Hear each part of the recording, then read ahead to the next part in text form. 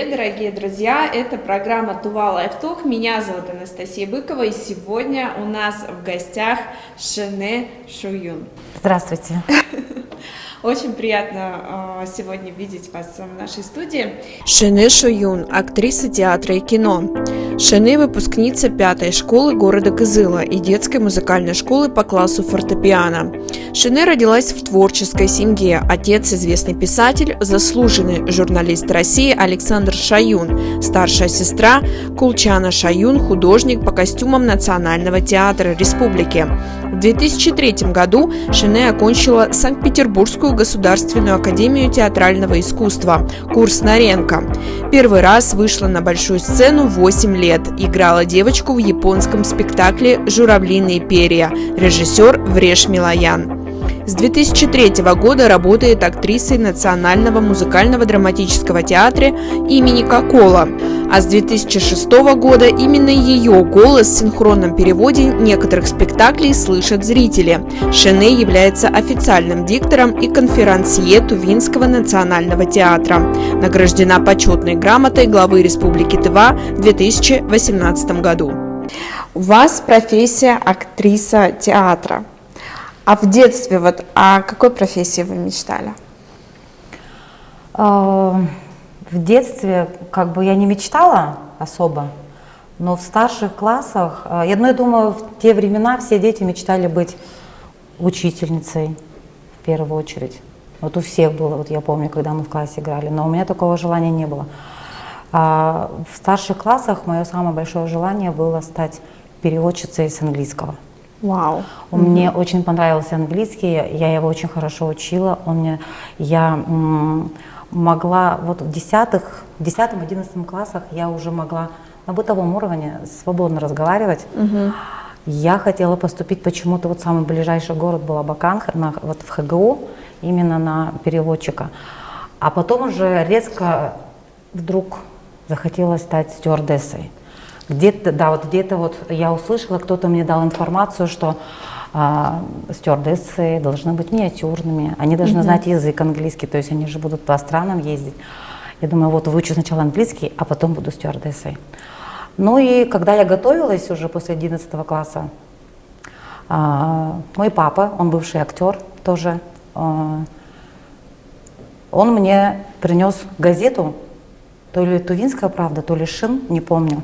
И там было объявление: набирается актерская труппа, и задание, что надо учить. Говорит, может, попробуешь? Я говорю, так у меня английский, я уже поступаю. Он говорит, ну у тебя же английский будет в августе, то есть экзамены, а эти экзамены в июне. И притом очень удобно получилось, что наш мастер, он сам приехал к нам в Туву, то есть он здесь набирал тувинскую труппу. Говорит, ехать никуда не надо, все под рукой. Говорит, я не стала ему перечить, я согласилась. Да, я послушная дочка папы. Я отложила все книжки, все словари. У нас и есть сейчас дома у папы в кабинете библиотека, то есть он мне дал нужную литературу, то есть прозу, басню, стихотворение. А танцевать, петь мы это уже умеем, да? Все, я думаю, у всех это в детстве было. Кружки в школе танцевали. И я приготовилась чуть ли не за 3 дня. Несерьезно подошла к этому. Несерьезно, потому что большое желание было стать переводчицей. Но, к моему удивлению, я поступила. И пришлось забыть английский. Но я сейчас не жалею. Английский я все равно поддерживаю, то есть я сама учу, я читаю, то есть актрисой стала таким образом. То, что не пошли по стезе, например, стюардесса, да, где можно было посмотреть весь мир благодаря этой профессии, нет этого, к сожалению?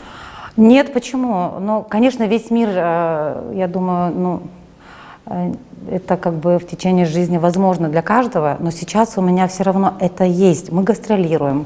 Так или иначе, вы все равно пришли к этому, да? Все равно, да. Самолеты, поезда, автобусы. Да. То есть, и мы гастролируем на разных фестивалях тюркоязычных по Сибири, по России.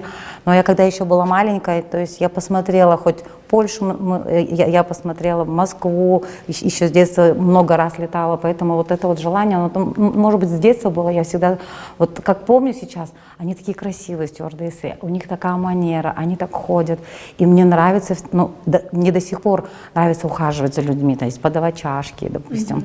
И у меня еще была возможность быть официанткой, ну, то есть это уже студенческие годы, то есть вот это все. И сейчас я все равно гастролирую, я все равно вижу красивые города, страны, это приятно. А хотелось бы жить в какой-то другой стране? Нет, наверное. Пожить можно, но жить Навсегда? да, навсегда нет. Может быть, какой-то определенный кусок времени почувствовать, могу ли я, ну, то есть, ну, узнать себя. А так нет, пожить могу, а так нет. Но вот если был бы выбор вот на пожить, да, просто какой-то кусочек жизни, то какая бы это была страна? Париж. Франция? Франция, Париж. да? Да. А почему? Ну, не знаю почему. В детстве я хотела жить в Индии. Очень любила индийские фильмы смотреть, ну, до сих пор люблю. А потом, ну, вот сейчас у меня есть огромное желание побывать во Франции. Именно. Ну, может быть, это все, ну, может быть, это, ну, как банально, но страна красивая. Любовь, романтика, красивый язык. Наверное, все-таки Франция, да.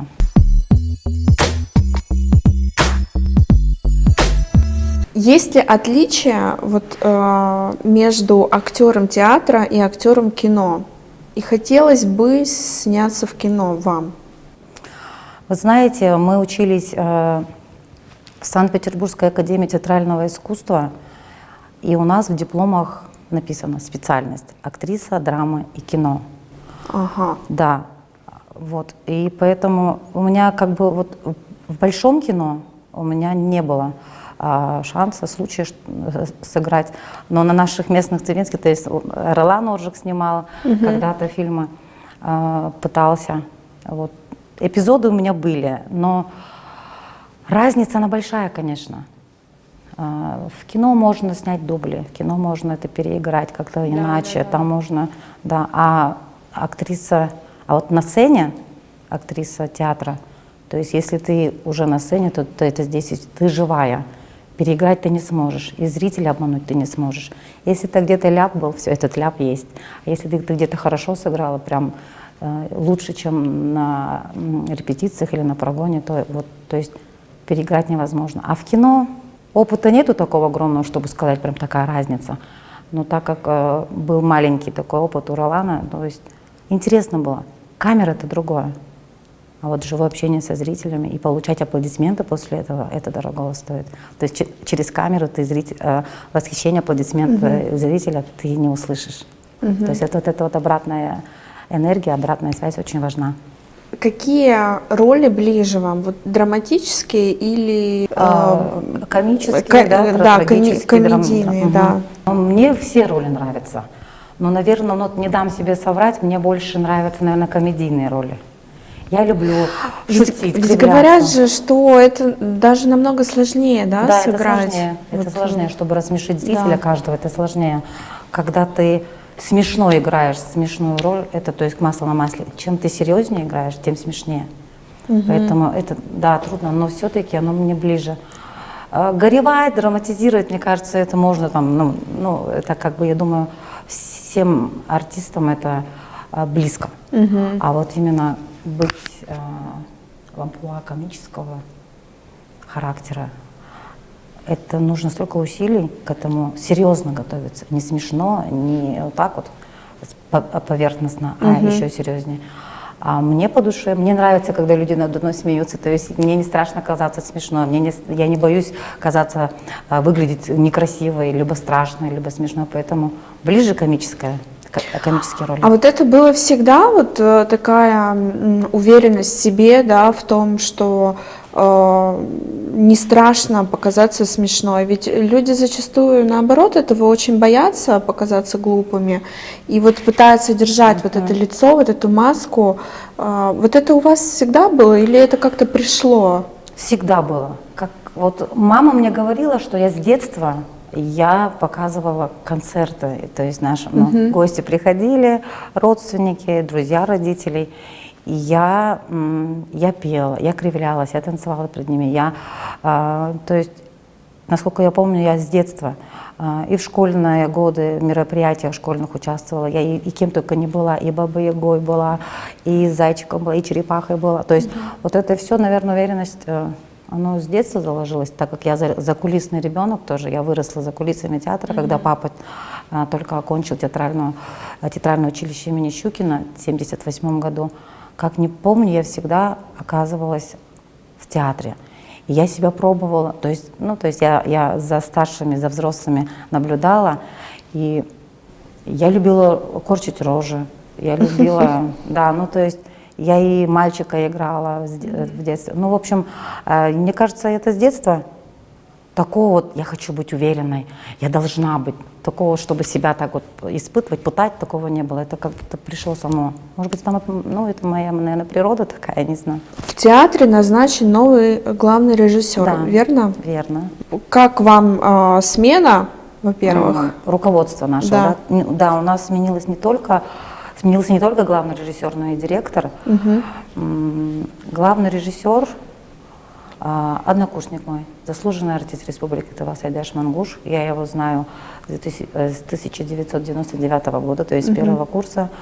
Отношусь, знаете, ну, и не радуюсь, и не расстраиваюсь, потому что у каждого человека есть свое время. То есть один и тот же человек не может сидеть всю жизнь на этом кресле. Самое главное, чтобы у нас процесс творческий не останавливался, чтобы у нас были роли, чтобы у нас театр расцветал, чтобы вот какие-то креативные новые идеи. А так как он молодой режиссер, я думаю, может получится у него. А мы будем поддерживать, мы будем делать то, что нам скажут. А вы сами не хотели бы быть режиссером? Нет, я бы не хотела. Почему? Почему-то, возможно, это мой характер такой, я ведомая. Мне нравится, когда вот чтобы мной управляли, наверное. И Редко кто в этом признается. да, к большому сожалению, я это осознала совсем недавно, вот, может быть, год назад, наверное, год назад, что я люблю, когда человек что-то хочет от меня, и он получает это, и мне нравится смотреть, что этот человек, он доволен, он счастлив, он радуется, то есть, значит, то есть для него не пустое место. Я люблю больше на сцене быть.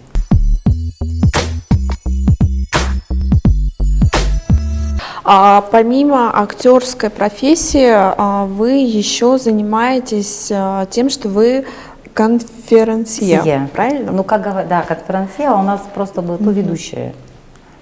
Но у вас же статус прям официального конферансье. Да. Вот. И, по-моему, вы единственная, да, у нас в республике, именно вот с официальным статусом. Ну, я бы не сказала, но официально как бы это так громко звучит. Просто 2 года назад, весной, в честь Дня работников культуры, меня наградили дипломом конферансье года. Вот. А так, чтобы меня, как бы, чтобы в трудовой книжке или где-то, чтобы вот конферансье, такого нет. Но, тем не менее, вы занимаетесь этим. Вот когда первый раз вообще вам это предложили, почему вы согласились, и вот первый самый опыт, какой он был? Я помню первый опыт, это был 2004 год.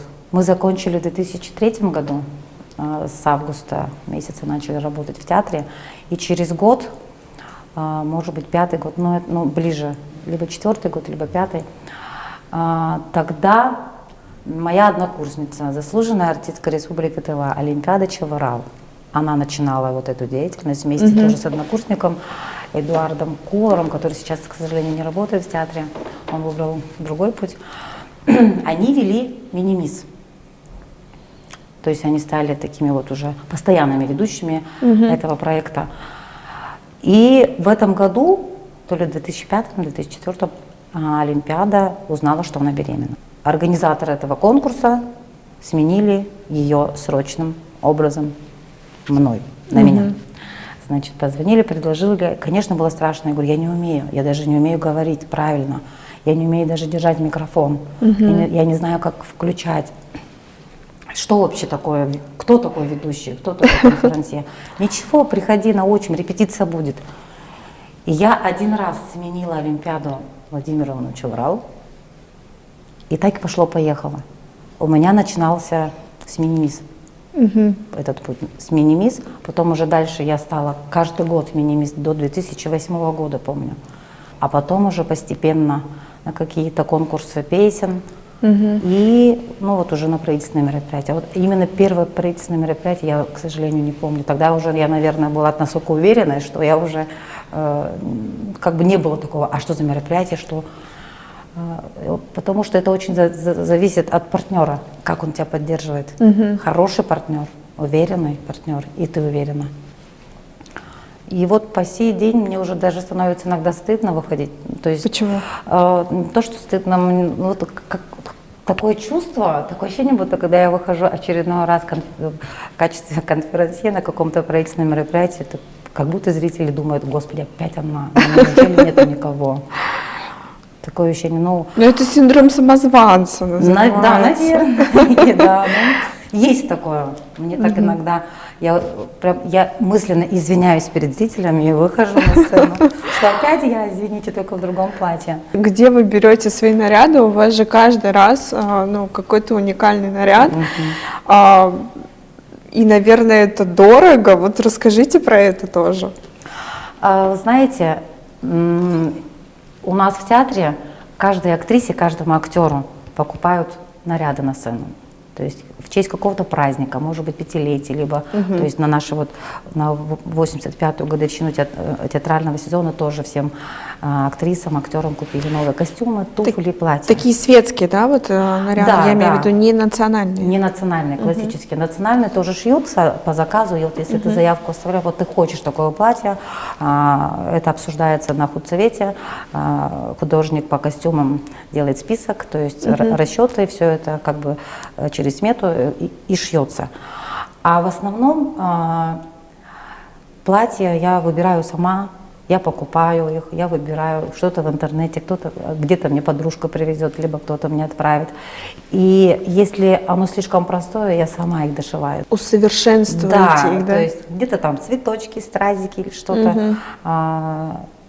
Люблю, чтобы не было такого же платья ни у кого. Если даже вот есть обычное однотонное платье, то я обязательно чем-то кружевами, либо чем-то украшаю. Слава богу, у меня еще сестра, художник по костюмам в театре, мы вместе с ней работаем. Она с малых лет шьет, она профессионально шьет. Я с ней советуюсь, иногда она мне шьет. Вот. И в основном платья покупают, театр нам покупает.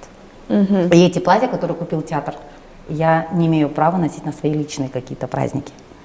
Только на сцену театра, только на правительственные мероприятия, только на театральные мероприятия. А вот так вот взять и где-то мелькнуть я не имею права. В таких мероприятиях я уже покупаю, я надеваю свои платья. А еще поговорим про конферансье. А как вы готовитесь? Просто почему вот эта тема интересна, например, мне, да, один раз в жизни у меня был такой опыт, что я вела мероприятие, меня пригласил Тувинский национальный оркестр, юбилейный концерт. Да-да-да, помню. Да, и, боже, я не думала, что это настолько сложно.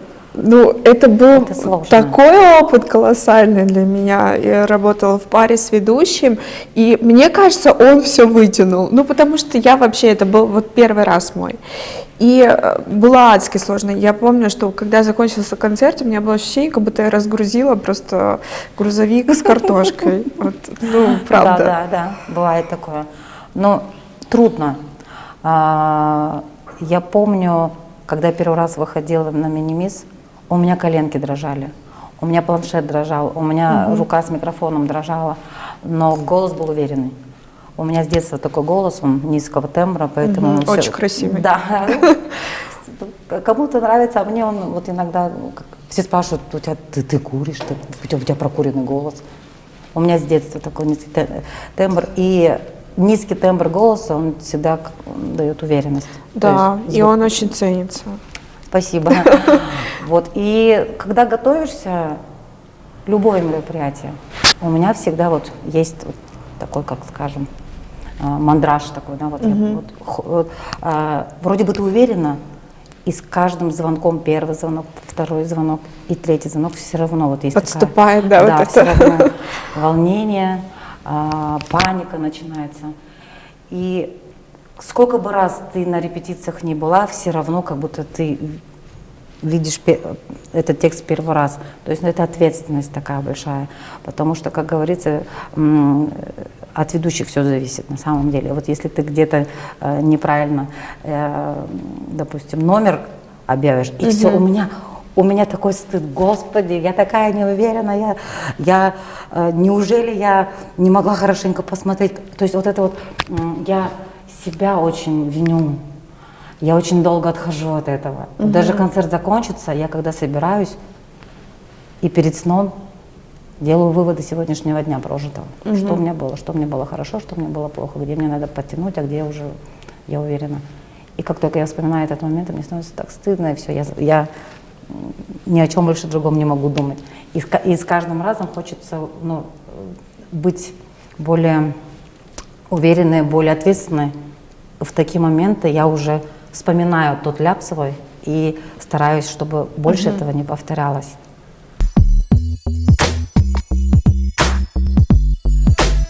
А вот вы говорили, что изначально, когда вас пригласили, у вас не было еще такого, что там, как правильно говорить, как правильно там держать, себя на сцене с микрофоном.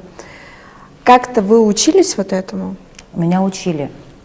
Я помню, в Республиканском центре народного творчества и досуга тогда, в то время, как работала Зинаида Баиртыевна. Августа Баиртыевна, ее родная сестра, она моя учительница по хореографии.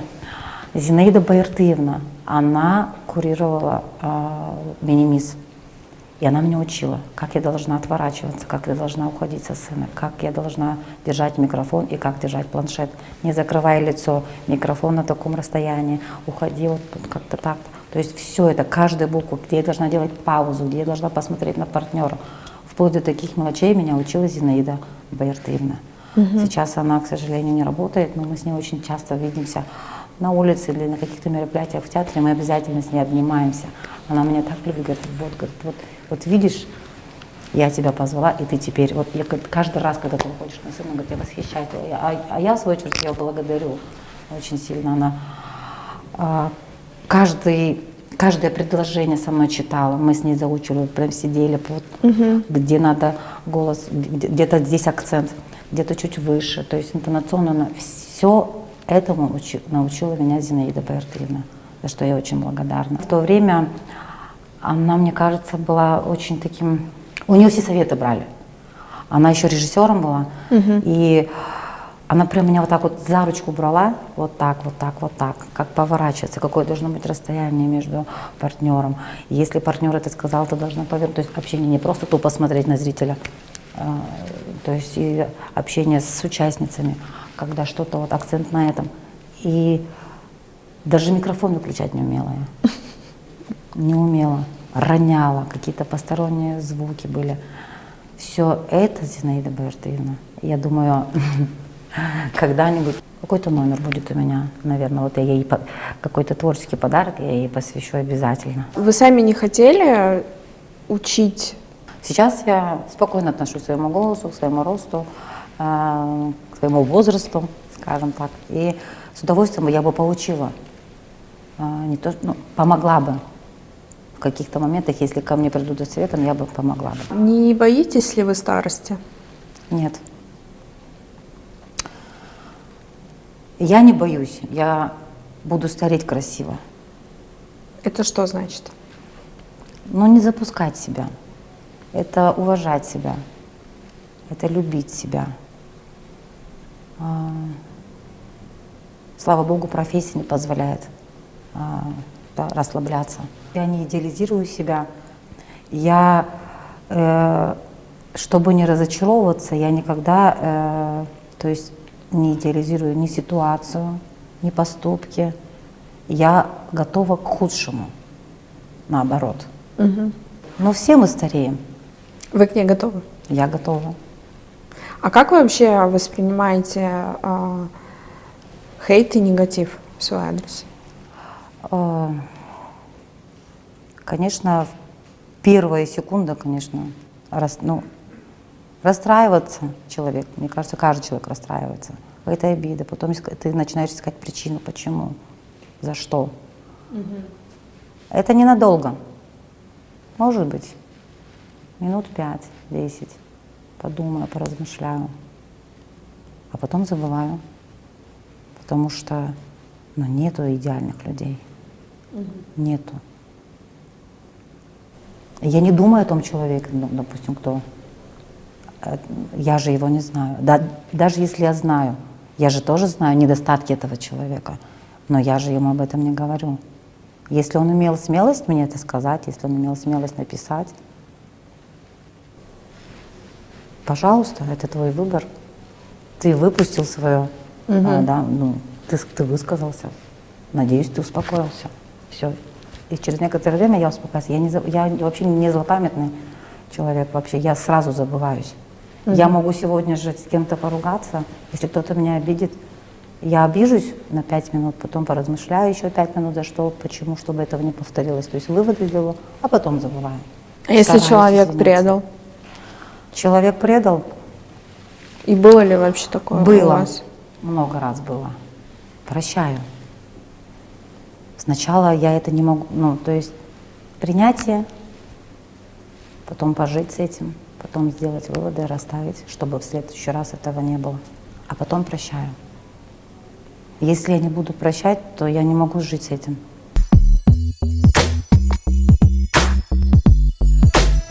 Что бы вы себе сказали в 20 лет? Цени себя. Только это. Цени себя.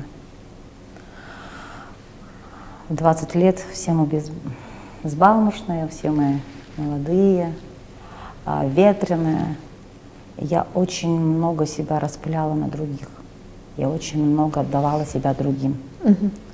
Не требую взамен. То есть без ответа не требую в любом качестве, там, в эмоциональном, может, в любви, в дружбе. Мне, вот как я раньше сказала в начале нашего разговора, мне нравится доставлять людям удовольствие. То есть и при этом ничего брать взамен. Это, наверное, моя природа такая. А чем восполняетесь тогда? Как вот этот ресурс, эту энергию вы восполняюсь дома. Это родители, это семья, это дети. Общение с папой. Меня папа очень вдохновляет. Сестра моя старшая. То есть вот мои близкие, моя семья, общение с ними, провести с ними какой-нибудь разговор, вечер, ужин, либо при готовке завтрака, либо ужина, то есть вот это вот обсуждение своего личного, либо наши семейные какие-то вопросы. Вот. Я понимаю, я этот ресурс беру дома. А когда вот он уже слишком переполняется, вот выхожу на улицу и раздариваюсь, потом опять. То есть этот сосуд я наполняю только дома. За что вы себе благодарны? За то, что я сильная. Все-таки я смогу, какие-то проблемы, какие-то очень... Вот когда уже руки опускаются, на самом деле, вот я ни с кем не делюсь, я все себе храню. Я даже маме не говорю. Я сестре не говорю. Иногда за это и получаю от нее иногда такие хорошие уроки. И ругала на меня, как старшая сестра. Никогда не держи. Для чего нас мама родила? Мы же сестры, мы же родные. Давай советоваться. Вот если ты будешь держать, мы же не ясновидящие, мы же не знаем, как тебе помочь. А может быть, а вдруг мы поможем тебе. И все равно я как упертая, я никогда никому ничего не говорю. Но я все себе храню. С мамой в последнюю очередь советуюсь. А в основном решаю все сама, стараюсь все, чтобы никто не узнал. Фу. И когда это все проходит, все, я смогла, все получилось, и никто об этом не знает. Поэтому я благодарна себе за то, что за все это время, вот за эти 39 лет моей жизни, я все-таки умела быть сильной. Умеете. до сих пор. Да, умею, да, умею. И я думаю, благодаря моей профессии тоже. Вот эту вот всю накопленную обиду, боль я выпускаю на сцене. Мне надо оттанцеваться, либо отсмеяться, либо поплакать. То есть роли, спектакль, репетиции, услышать любимую песню на сцене, это уже лечение.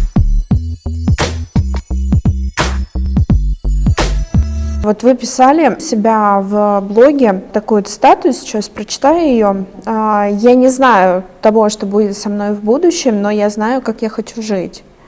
Вот, а как бы вы хотели жить? Я хочу жить,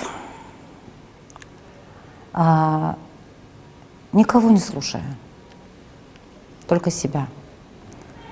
Я хочу жить для своих детей. Я хочу жить для своих родителей, потому что они не вечны. Хочется им больше посвящать время. Хочу жить для своей любимой профессии, для своего театра. Цели и взгляд на жизнь, он сузился у меня. То есть я уже о каких-то несбыточных мечтах, допустим, что-то, какие-то вот, ну просто мимолетные вот такие вот мысли, мечты, я уже на них не растрачиваюсь, я уже приземлилась. То есть все равно я от этого никуда не, все равно, что бы ни случилось, у меня останутся родители, дети, семья и работа. Все, и я. И я знаю, что в будущем, когда мне будет 60 лет, я буду такой же, как сейчас. Я не хочу меняться. Внутренне. Внутренне не хочу меняться. Ну и внешне тоже, конечно, хотелось бы. А что-то поспособствовало вот тому, что пришло вот это заземление, да, какое-то событие или что-то произошло в жизни? Почему пришло вот это вот осознание? Да, это пришло 3 года назад, наверное. Грубо, да, вот где-то 3 года назад или 5.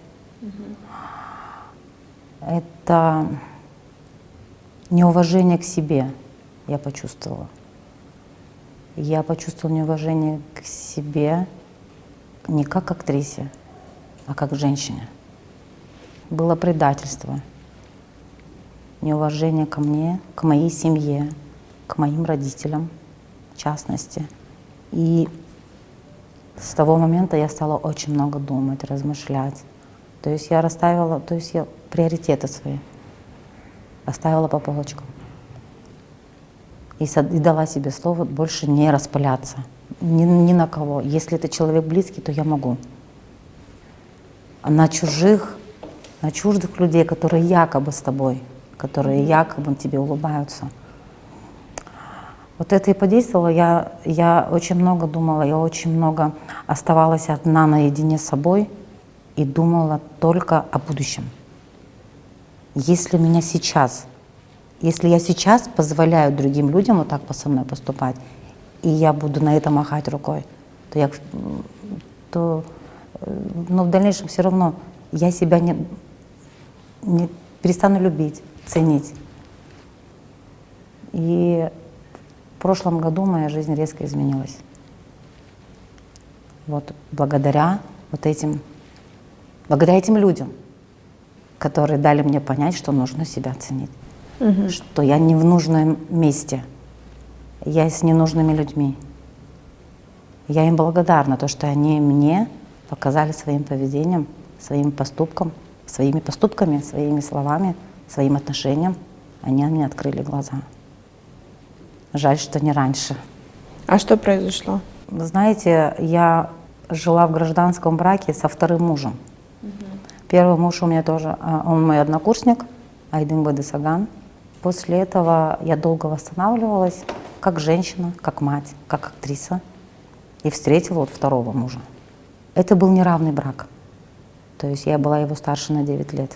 Даже не в возрасте была разница. Разница была психологическая, в уровне жизни, восприятии жизни, взгляда на жизнь. Человек далекий от искусства и культуры. Не поддерживал меня. То есть вот эта вот больная любовь, зависимая любовь, токсичные отношения были у меня. Все говорили: не нужен он тебе не пара. То есть запрещал мне выходить на сцену, запрещал мне одеваться красиво, запрещал краситься, запрещал носить каблуки. Во-первых, страх был из-за того, что, Господи, неужели я и второй брак не переживу? Потом еще третий будет? То есть вот это вот мнение общества, да, как? Что скажут, Что подумают, скажут да? родители? Что скажут вообще? Но все-таки я решилась, вот это вот неуважение, оно с каждым днем, с каждым годом все ярче и ярче было. Поэтому я взяла себя в руки. Это же очень сложно, это решение принять. Сложно. Я это решение принимала 3 года. Что вы можете сказать тем женщинам, которые тоже как бы находятся в таких больных отношениях? Я хочу, ну что пожелать? Если можно сохранить, почему бы нет? Ну попытаться. А если уже вы себя не чувствуете в этих отношениях с женщиной, в первую очередь счастливой, просыпаетесь уже со страхом, а что сегодня он вытворит? Буду ли я сегодня плакать? То есть если вы уже с этим страхом просыпаетесь, то нужно просто убегать. Просто брать чемоданы в руки, я не знаю, хоть куда, но убегать. Такие люди, они просто страшно с ними жить. После такого опыта колоссального, не было ли желания поработать вот с психологом и реально как бы понять причину, почему есть состояние жертвы, как из него выйти? И было. Я в прошлом году всю осень над этим думала. Сейчас у меня есть желание поработать с квалифицированным психологом. Не просто, чтобы пройти, может быть, какой-то курс. Я думаю, я до сих пор до конца не реабилитировалась. В любом случае нужна, да. Да. И для того, чтобы вновь обрести 100%, полностью обрести себя, свою свободу, наполнить себя, свой сосуд бабочками, там, не знаю чем. И чтобы в дальнейшем не встречать таких людей.